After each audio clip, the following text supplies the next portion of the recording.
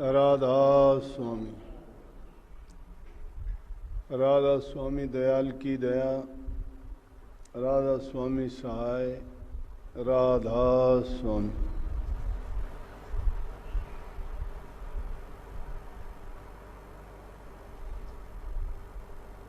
सभी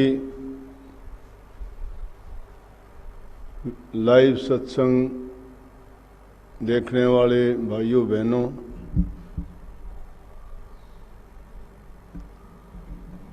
रोजाना आपको सत्संग से पहले चेतावनी स्वरूप महामारी से बचने के लिए सावधानी संबंधित बातें रोजाना याद दिलाता हूँ। रोजाना के हालात को देख के बड़ा दुख होता है,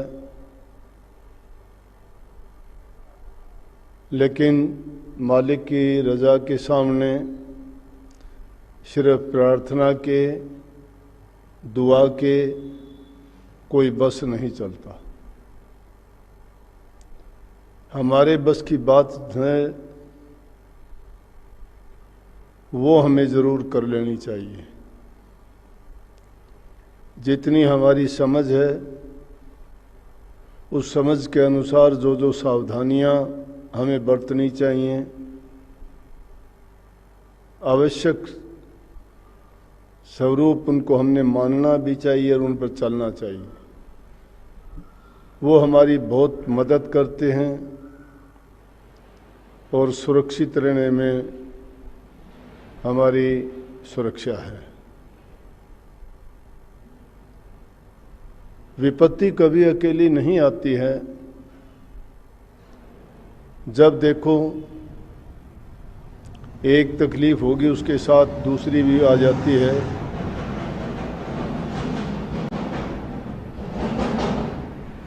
अब ये महामारी का टाइम, कहीं दवाई की कमी है तो कहीं इंजेक्शन की कमी है, कहीं किसी को ऑक्सीजन नहीं मिल पाता तो कहीं किसी को बेड नहीं मिल पाते। बहुत परेशान हैं लोग। जितना सरकार से किया जा रहा है या जितना हेल्थ डिपार्टमेंट कर सकता है, सब अच्छा करने का प्रयास तो करते हैं, लेकिन जब कोई चीज़ की आवश्यकता ही ज़्यादा बढ़ जाए तो वो परेशान तो करती है। देखते हैं जवान जवान मौत होती हैं, दुख होता है, बहुत पीड़ा होती है, लेकिन बस नहीं चलता। इसके साथ साथ रिपोर्ट ये आती हैं, कई बार कई हॉस्पिटल्स में आग लगने की सूचनाएं मिलती हैं। बीमारी से शायद वो लोग बच जाते, लेकिन वो आग लगने से वो अपने आगोश में, अपने चपेट में लेके उनको वैसे कितनी जानें गई और जाती हैं। तो ये विपत्ति एक प्रकार से नहीं कई प्रकार की आती है। इसलिए बहुत सावधानी रखने की ज़रूरत है, चाहे हम घर में हैं, चाहे हम मजबूरी के कारण हॉस्पिटल में हैं। अपने आप को कहीं भी आप ये ना सोचें कि हम सुरक्षित हैं। कहने का मतलब ये नहीं है कि आप डरें उससे, नहीं। सचेत रहने के लिए कहा जाता है कि हर समय ये सोचो कि मैं कोई गलती ना कर जाऊं कि जिसके कारण मुझे वो रोग, बीमारी लग जाए या मेरे से किसी दूसरे को लग जाए। इसलिए हर घड़ी सावधान रहने की ज़रूरत है। ये तो आवश्यक सूचना रोज़ाना के लिए जो बताई जाती है, क्योंकि सब कामों को छोड़ के यही सबसे मुख्य काम है।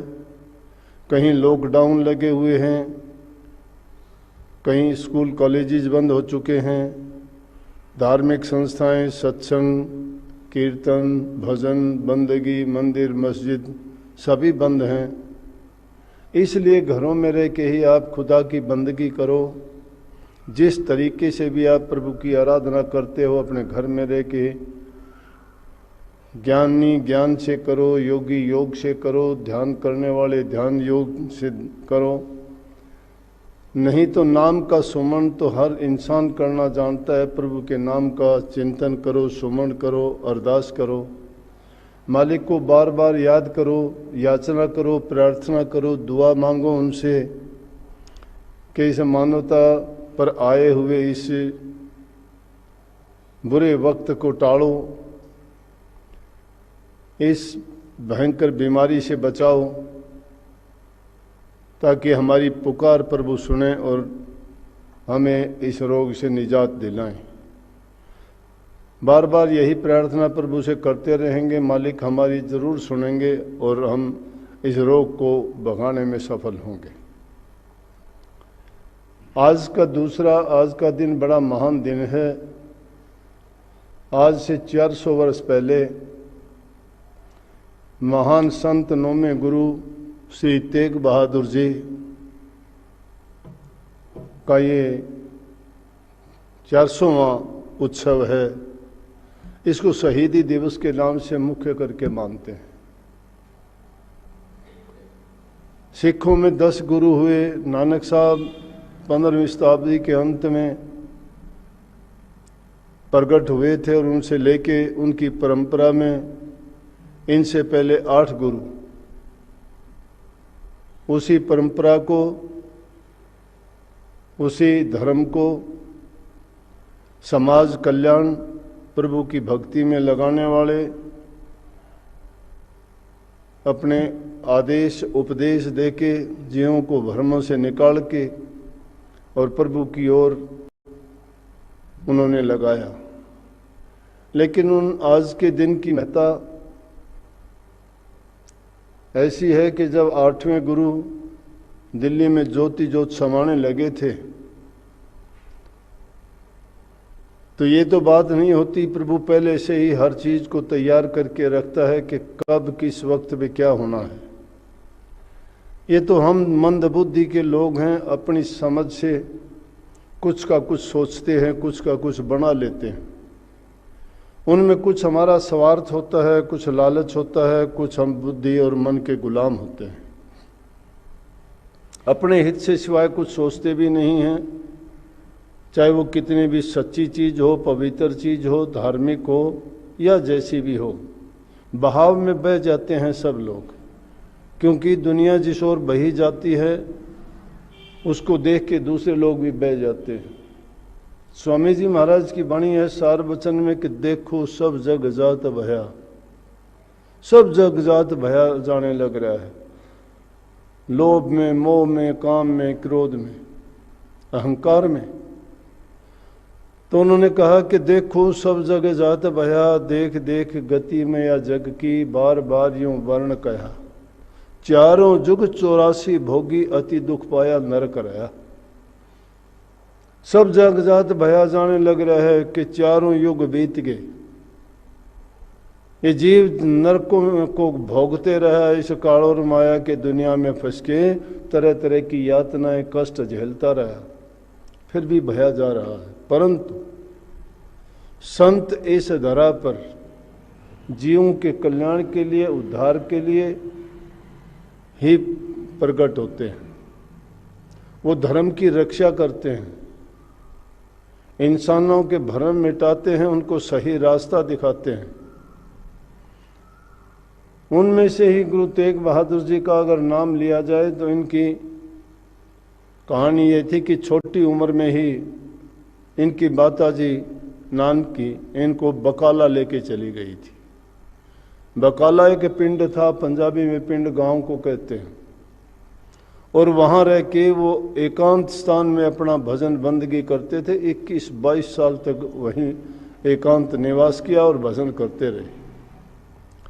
लेकिन जब 8वें गुरु श्री कृष्ण जी दिल्ली में जब ज्योति में ज्योत समाए तो वहां उनसे पूछने लगे कि अब गुरु कौन होगा आपकी गद्दी पर।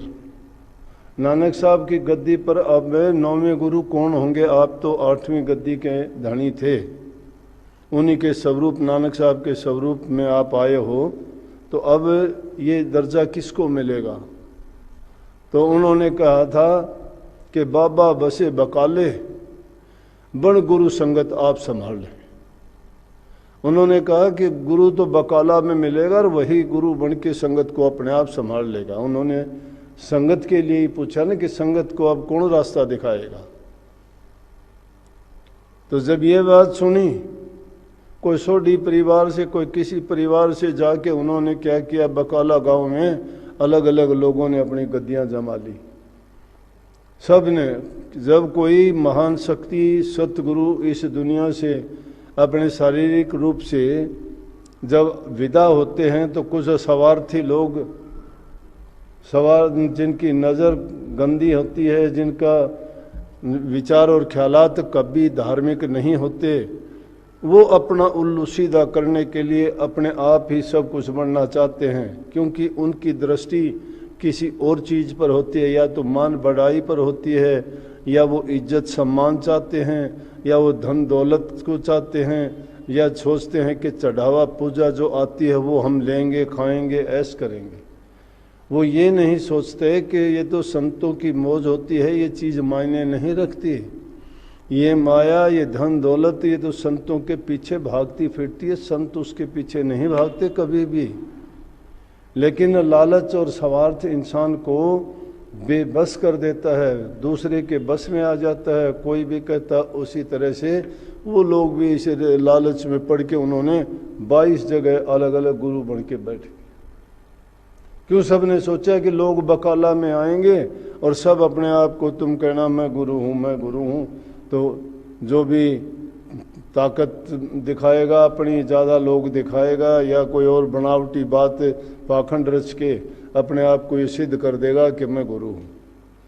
क्योंकि श्री कृष्ण जी ने घोषणा ये की थी कि बाबा बकाले बसता है। जो उन्होंने इशारा किया उसको तो जानने वाले तो जानते थे और कोई नहीं जानता था। संत अपने आप को प्रकट वक्त पे करते हैं, नहीं तो वो अपनी शक्ति को गुप्त रखते हैं, क्योंकि जो प्रकट करना चाहते हैं वो बनावटी झूठे आडंबरी लोग हैं जो दिखावा करते हैं। संत कभी ना करामात दिखाते हैं और ना ही किस प्रकार का आडंबर करते हैं।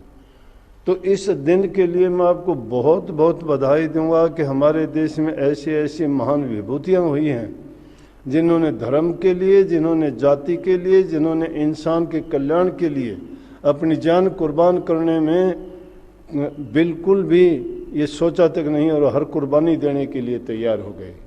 जिनमें विशेष रूप से सिख गुरुओं का तो नाम आता ही है। सब के सब 10वें गुरु हुए, उनके 4 पुत्र उन्होंने भेंट चढ़ा दिए।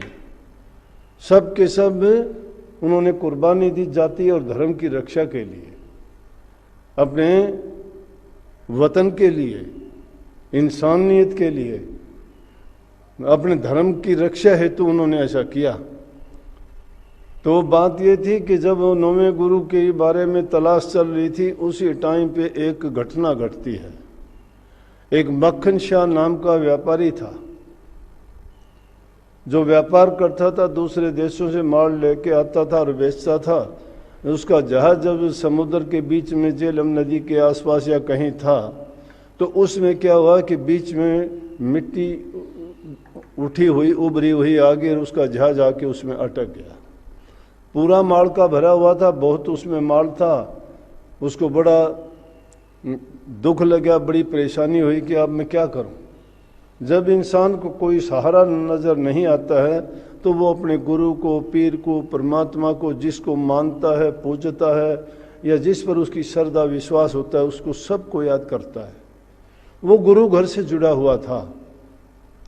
उसने याद किया गुरु को, हे गुरु महाराज, अगर कोई नानक साहब की गद्दी पर, उसको पता भी नहीं था कि हरि कृष्ण, श्री कृष्ण जी अब नहीं रहे या ज्योति में ज्योत समा गए हैं, तो उन्होंने प्रार्थना की कि अगर कोई इस वक्त में सच्चा गुरु है तो मेरे इस नाव को पार लगा दे, इस जहाज को इस मुश्किल से निकाले मैं उसको 500 मोहरे चढ़ाऊंगा। 500 मोहरों का नाम लिया उसने और कहा कि जब कोई गुरु अपनी ताकत से मेरे जहाज को निकाल दे, तो क्या देखता है कि वो जहाज उसका उस मुसीबत से निकाल दिया। निकलने के बाद में वो जब किनारे लग गया और किनारे लगने के बाद में माल उतारा, सारा माल बेचने के बाद में उसने फैसला किया अब मैं गुरु की तलाश करता हूँ जिसने मुझे इस आफत से निकाला है। क्या किया उसने, जाके और सुना भाई गुरु कहाँ हो सकता है, नानक साहब की गद्दी में गुरु कौन है। तो जो सुनता बोला बकाला में जाओ। अब जाके बकाला में देखते वहाँ तो गुरु बहुत बैठे हैं। उन्होंने एक तरीका निकाला कि 5-5 मोहरें निकालता, 500 मोहरों की कही थी, 5 मोहर निकालता और मत्था टेकता। तो जो बनावटी और ठग बैठे थे, आडंबर बनाए, उन्होंने क्या किया कि उनको आशीर्वाद देते, जा परमात्मा तुझे खुश रखे, तुझे ये दे, तेरा व्यापार चले, तेरा धन दौलत बसे, तो सुखी रहे, इस तरह वाली बातें आशीर्वाद दे के और उन 5 मोहरों को अपने गांठ में कर ले। जब सब पे जा लिया उसको यकीन नहीं आया, क्योंकि उसको यकीन इसलिए नहीं आया कि जो गुरु होगा वो मेरे से 500 मोहरें खुद मांग लेगा, ये शर्त उसकी साथ थी। लेकिन किसी ने उस बात का जिक्र नहीं किया, जिसको देते गए वो अपनी गांठ में लगाता गया उनको। आखिर में जब उनके पास जा लिया और उसको यकीन हुआ कि ये तो गुरु नहीं है कोई भी, उन्होंने पूछा भाई और कोई गुरु तो नहीं है। एक बूढ़ी माई ने बताया कि अरे गुरु तो है, जो बाहर ही नहीं आता, उस घर में जाके देखो कि उस घर में वो बाहर नहीं निकलता। तो वो सिर्फ उनकी माँ ने उनको कहा कि बेटा अब तो तू बाहर आ, वक्त आ गया है और अब गुरु गद्दी को संभाल। लेकिन फिर भी वो समाधि में ही रहे और मौन रहे, बाहर आए। लेकिन जब उनको बताया गया और मक्खन शाह उनके सामने गया और जाके जब उनके सामने 2 मोहरें रखी और 2 मोहरें रख के मत्था टिकाया, मत्था टिकाते ही और देख के गुरु तेग बहादुर जी, इनका नाम पहले और था लेकिन ये तो गुरु का रखा हुआ तेग बहादुर, इनका नाम बाद में बनाया गया, रखा गया, गुरु ने रखा था, नहीं तो त्याग सिंह या त्यागाराम कुछ ऐसा नाम था।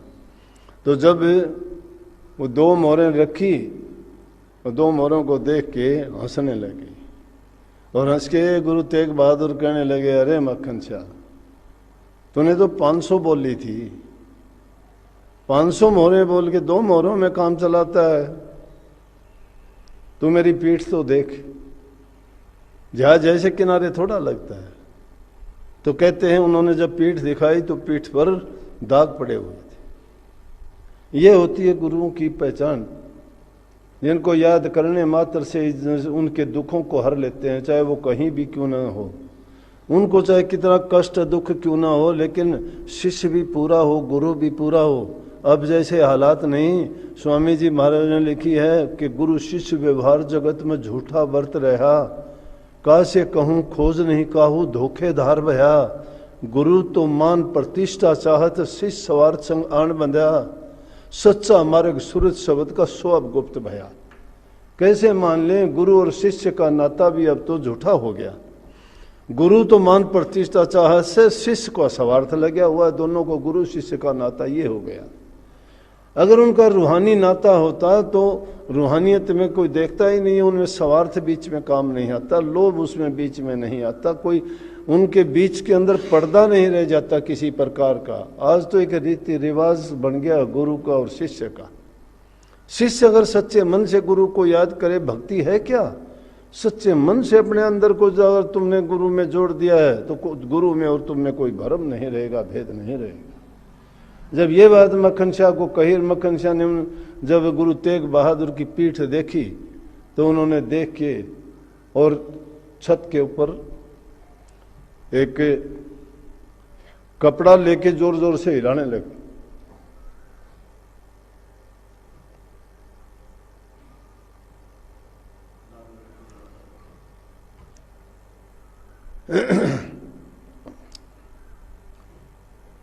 और कहा गुरु ला दो रे, गुरु ला दो।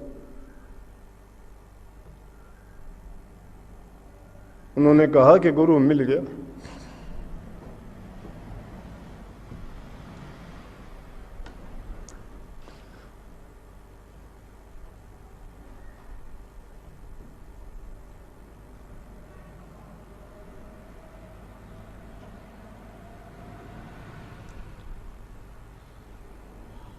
तो इस प्रकार से प्रकट हुए गुरु तेग बहादुर सिंह, तेग बहादुर जी, और 9वें गुरु गद्दी पर वो विराजे।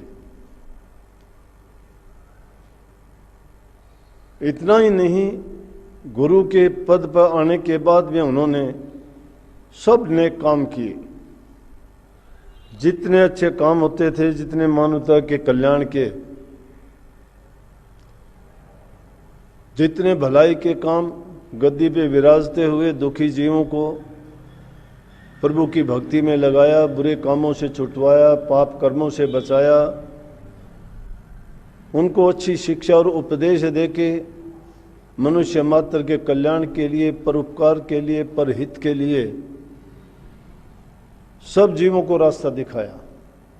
और सिख धर्म में सच्ची सिक्खी का पाठ पढ़ाया उनको। जो गुरुओं की परंपरा थी, उस परंपरा के अनुसार उनको बड़ा ऊंचे दर्जे तक पहुंचाया। और उसके साथ साथ उन्होंने त्याग, दूसरे के हित के लिए, धर्म की रक्षा के लिए, अपने वतन की रक्षा के लिए और मानव कल्याण के लिए जितना कुछ हो सकता था उन्होंने सिर्फ बताया नहीं, बल्कि उस पर चल के भी दिखाया। उस टाइम में मुगल बादशाह औरंगजेब था। औरंगजेब ऐसा राक्षस प्रवृत्ति का था जिसने अपने 3 भाइयों को ही मार दिया था, अपने पिता शाहजहां को जेल में डाल दिया था। आखिरी वक्त में भी शाहजहां से जब पूछने लगा कि मैं प्यासा हूं, अरे मुझे पानी तो पिला दे दोस्त, कहने लगा अगर मैं किसी हिंदू राजा की कैद में होता तो मुझे वो प्यास के मारे नहीं मरने देता, मरने से पहले मेरी आखिरी इच्छा भी पूछता और पूरी भी करता। लेकिन तुम मेरा पुत्र होके भी मुझे इस तरह से तड़फा के मारता। इतना जुल्मी था औरंगजेब। उसने इतना जुल्म किया कि हिंदुओं को मुसलमान बनाने के लिए सबको आदेश दे दिया। अपने जो गवर्नर थे, जो सेना नायक थे, उनको कहा कि इनको हिंदुओं को सबको मुसलमान बनाओ, और जो मुसलमान नहीं बनता है उसको तलवार के घाट मौत कर दे दो, कत्लेआम कर दो अगर कोई नहीं बनना चाहता है। तो उनके सामने, हिंदुओं के सामने 2 ही रास्ते थे, या तो इस्लाम धर्म को कबूल कर ले और या मौत को स्वीकार कर ले। कश्मीर के जो पंडित लोग थे वो बड़े दुखी हुए। वहाँ अफगान नाम का गवर्नर था, उसने इतने जुल्म किए कि वो बिल्कुल जो औरंगजेब कहता था वैसा ही करता था। लोगों को उन्होंने ऑफर दी कि या तो तुम मुसलमान बन जाओ या मरने के लिए तैयार हो जाओ। वो कोई भी रास्ता नहीं नजर आया तो किसी ने बताया कि आपकी रक्षा करने के लिए गुरु तेग बहादुर के पास जाओ, वो कोई आपको रास्ता दिखाएंगे। तो गुरु तेग बहादुर जी के पास जब पहुंचे, जब उनके पास आए तो उन्होंने अपना दुख आके बताया उनको कि हमारे साथ ये परेशानी है। अब गुरु तो समाज का कल्याण करने के लिए आते हैं, अपनी परवाह नहीं करते, दूसरे के दुख को देख के दुखी हो जाते हैं, बर्दाश्त नहीं करते। उन्होंने जब ये बात सुनी तो बहुत एक बुरी बात थी, उनसे सहन नहीं हुई। और उनको कहा कि जाके उस गवर्नर को कह देना कि अगर धर्म परिवर्तन करवाना है तो पहले कहना कि जाके तुम गुरु तेग बहादुर का धर्म परिवर्तन करवा लो, उसके बाद हम इस्लाम धर्म को स्वीकार कर लेंगे। जब ये बात उन्होंने वहाँ जाके बताई तो उसने क्या किया कि गुरु तेग बहादुर को औरंगजेब ने बुला लिया कि आप बाके मेरे से दिल्ली मिलो। तो वो 5 से अपने मुख्य शिष्यों को लेके गए और जब उन 5 को साथ लेके दिल्ली पहुंचे तो औरंगजेब ने उनसे कहा कि जेल में डाल दिया। पहले ही उनको देखते ही पकड़ा और जेल में बंद कर दिया। अब औरंगजेब को डराने के लिए, उनको ये नहीं पता कि जो मौत से नहीं डरते, जो मौत को खुद डराते हैं, उनको तू मौत से क्या डराएगा। जो खुदा के बंदे हैं उनका तुम क्या मुकाबला करेगा। लेकिन संत हमेशा मालिक की रजा में राजी रहने वाले होते हैं। जैसा वक्त आता है उसको स्वीकार करके कहते हैं कि जो तेरी ये रजा है तो मालिक ये भी मुझे मंजूर है। वो कभी उसके खिलाफ नहीं जाते। वो सच्चे गुरु थे। गुरु तेग बहादुर जी के पास में जब ये बैठे थे तो उनका लड़का औरंगजेब, उनका लड़का 10वां गुरु कितने 9 ही साल का था, और उसने अपने बेटे से पूछा कि बेटा ये बताइए, ये कहते हैं कि कैसे क्या किया जाए, अब इसका तो बचाव तभी हो सकता है कि कोई बहुत बड़ा इंसान, बहादुर इंसान को अपनी कुर्बानी दे, उसके बिना ये काम नहीं हो सकता। जब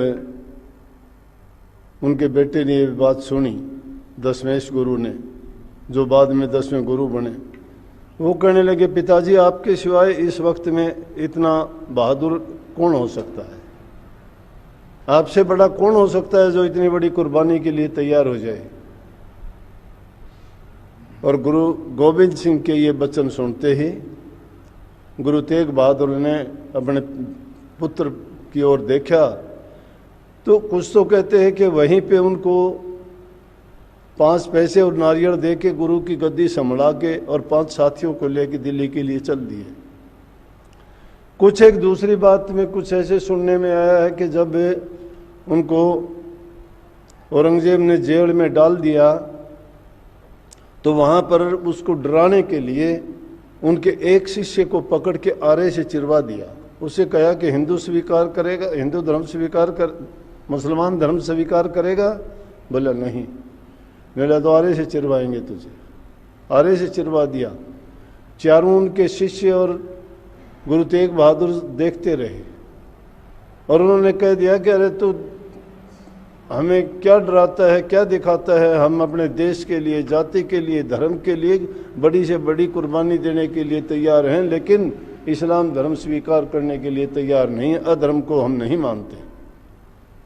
जब हमारे मालिक को यही हमारे लिए मंजूर है तो हमें उससे पहले मंजूर है, नहीं डरे। दूसरा जो उनका एक शिष्य था उसको गर्म पानी में डाल कर उसको भून दिया गया उसी में उनके सामने, और वह हंसते हंसते उन्होंने स्वीकार कर लिया, लेकिन वो अपने धर्म से अडिग रहे। इसीलिए इन सिख गुरुओं की महिमा है। ये सिख जाति बहादुरों की जाति है। इन्होंने देश को, समाज को, हमारी परंपराओं को, हमारे इतिहास को बचाया है।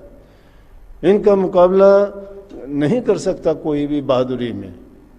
इतने ये सच्ची कौम है, बहादुर कौम है। ये बड़े से बड़ी कुर्बानी देते हुए कभी हिचकिचाए नहीं और ना कभी पीछे मुड़ के देखा। इसीलिए तो इनकी गाथा गाई जाती है। और बड़े बड़े जितने भी और दूसरे राजे आए थे लूटने के लिए, खसूटने के लिए, उन सब को इन्होंने खट्टे दांत किए। परवाह नहीं की इन्होंने अपने घर की, पर बच्चों की और की, खाने की, पीने की नहीं। जितनी बहादुर कौम दूसरी नहीं हो सकती। उन्हीं में से, और इन बातों से ही अंदाज़ा लगा सकते हो कि जब इंसान को आरे से जिसके सामने चीरा जाए तो बड़े से बड़े इंसान भी हिल जाएंगे और वो सब कुछ स्वीकार करने के लिए तैयार हो जाएंगे। लेकिन शहीद होना स्वीकार कर लिया, लेकिन उन्होंने उनकी गुलामी को सहन करने के लिए तैयार नहीं हुए। जब 2 की ये हालत होगी तो उनके 2-3 शिष्य बचे, उनको कहने लगे, जेल में बंद थे गुरु तेग बहादुर जी, कभी ये सोचते हो कि गुरु कैसे थे? उनको औरंगजेब ने ये कहा कि या तो करामात दिखाओ आप कि आप संत हो। अगर करामात नहीं दिखाते हो आप तो आप धर्म परिवर्तन करो, मुसलमान बन जाओ। सीधा कह दिया गुरु तेग बहादुर ने कि इन दोनों में से मुझे कोई चीज़ मंजूर नहीं है। बोले फिर सिर उतरवाने के लिए तैयार हो जाओ। बोले हाँ, वो तीसरी शर्त मुझे मंजूर है। 2 शर्त मुझे मंजूर नहीं है, ना धर्म बदलूंगा और ना ही करामात दिखाऊंगा। मुझे मंजूर है आपकी तीसरी शर्त। दोनों शिष्य उनके थे जो जेल में बंद थे, पैरों में बेड़ी थी, हाथों में हथकड़ी थी, जंजीरों में बंधे हुए थे। उनसे कहने लगे कि मेरा तो अंत समय आ चुका है, तुम यहाँ से चले जाओ। तुम बाल बच्चेदार हो, घर गृहस्थी है, तुम्हारी दुनिया है, तुम आबाद रहो, मैं तुम्हें आशीर्वाद देता हूँ, तुम जाओ। बोले ऐसे हालात में हम आपको छोड़ के नहीं जाएंगे। एक बात, हम आपके साथ कुर्बान होने के लिए आए हैं। और फिर दूसरी चीज़, बेड़ियों में ऋण में जकड़े हुए कैसे जा सकते हैं? बोला कि वाहे गुरु का और सच्चे बादशाह के नाम को याद करो, उनका सुमरण करो, ये ताले, ये जंजीर, ये सारे के सारे टूट जाएंगे, तुम्हें कोई चीज़ नहीं रोक पाएगी। तो ये सिद्ध करती है उनके पास शक्ति थी। वो जो चाहे वो कर सकते थे, लेकिन उस शक्ति का प्रदर्शन नहीं किया। मानव कल्याण के लिए उनको कह दिया और वो वहाँ से कहते हैं वो 2 चले गए और एक को नारियल और 5 पैसे दे के कहा कि औरंगजेब को गद्दी पर स्थापित कर देना, उनको गद्दी पर बैठा देना, ये नारियल और उनको दे के। दूसरा ये लेख है सुनने में आया।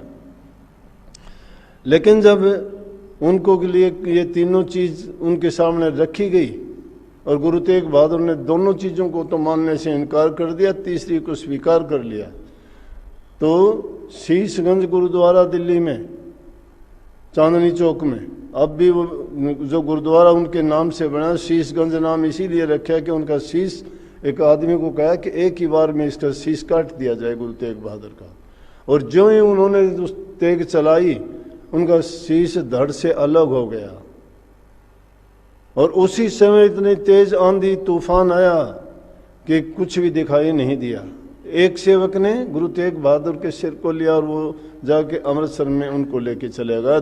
एक शिष्य ने उनके शरीर को उठाया अपने घर में ले जाके और उन्होंने अग्नि के सुपर्द कर दिया अपना घर ही, जिसके कारण उनका संस्कार हो गया और वो वहाँ शीश को लेके चला गया। जहाँ पे शीश कटा उसका नाम तो गुरुद्वारा शीशगंज रखा गया और जहाँ पर उनका संस्कार किया गया उसका रकाबगंज के नाम से प्रसिद्ध है। ये वो शहीदी दिवस है जिसके लिए याद किया जाता है। वो संत ही नहीं थे, एक बहुत बड़े समाज सुधारक थे, एक बहुत बड़े सेना नायक थे, एक देश के बहुत बड़े रक्षक थे, एक वीर बहादुर थे। उनमें शौर्य वीरता की कोई कमी नहीं थी, जिन्होंने पूरे देश को, पूरी जाति को, पूरे धर्म को बचाने के लिए अपनी खुद की कुर्बानी दे दी। ये थी वो कुर्बानी देने की बात।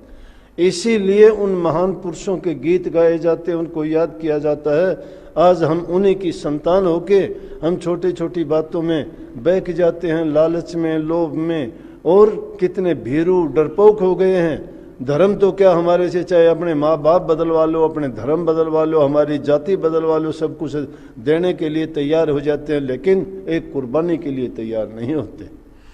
उन सिख गुरुओं ने हमें ये सिखाया था कि इंसान अगर जिए तो इज्जत मान सम्मान से जिए। किसी की गुलामी करके जीना तो इंसान का जीना नहीं, वो तो दुख भोगने जैसा है। वो चाहे जियो या ना जियो, मुर्दा हो के जीने से अच्छा इंसान वीरता के रास्ते पे चल के, सच्चाई के रास्ते पे चल के, या मानव कल्याण के हित के काम करके अपने देश और जाति के लिए जो कुर्बान होके जाता है वो हमेशा के लिए अमर हो जाता है। उसी को दुनिया पूजती है, याद करती है। वो कभी जाते नहीं, वो जाने के बाद भी हमेशा जिंदा रहते हैं। हमें गर्व है ऐसे ऐसे हमारे संतों पे, वीर बहादुरों पे। तो सबको बहुत बहुत इस दिन की मुबारक। ऐसे ऐसे हमारी भारत माता ने सपूतों को जन्म दिया जिन्होंने इतनी बड़ी कुर्बानियाँ दी। जब ये थोड़ी सी बात ऐसी याद आती है, भावुक हो गया था मैं, उसके लिए माफ़ी चाहता हूँ। बस की बात नहीं रही, क्योंकि उसके साथ और ऐसी बातें जुड़ जाती है जिसके कारण दुख कोई होता है, याद कुछ और भी आ जाता है साथ में। इसलिए उसकी ओर आप ध्यान ना दें, और जो जो आपको उनके बारे में याद दिलाई हैं बातें, उनको याद करके हमें अब गर्व करना चाहिए हमारे उन महापुरुषों पर। सबको बहुत बहुत आशीर्वाद और बहुत बहुत आपको बधाई भी। सबको राधा स्वामी।